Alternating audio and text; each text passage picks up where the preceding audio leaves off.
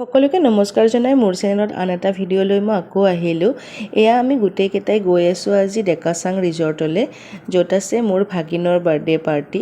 এয়া আমি আহি পালোঁ ডেকাচাং ৰিজৰ্ট। এয়া চাওকচোন, ভালেই লাগিছে গৈ, আৰু অকণমান ঠাণ্ডা পৰিছে যে সেইকাৰণে অলপ ভাল লাগিছে গৈ পিনে। এয়া আহি পালোঁ আমি, আৰু গৈয়ে আমি কেক কাটিলোঁ। এয়া মোৰ ভাগিন ঋষি, যাৰ বাৰ্থডে আজি, কেক কাটিছে, এনজয় কৰিছে গোটেইকেইটাই, ভাল লাগিছে। লগত মা দেউতাও আছে, মা দেউতাও গৈছিলে, আমাৰ লগত লৈ গৈছিলোঁ। এয়া ভাল লাগিলে সেইখিনি সময়ত, গোটেইকেইটাই এনজয় কৰিলোঁ আমি।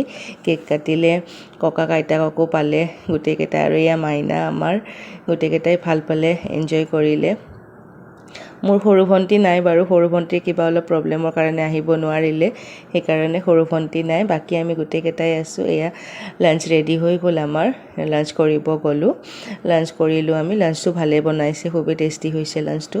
লাঞ্চ কৰি অকণমান আমি গোটেইকেইটাই অলপ ফুৰিলোঁ ৰিজৰ্টখনত, আৰু ফটো উঠিলোঁ কেইখনমান।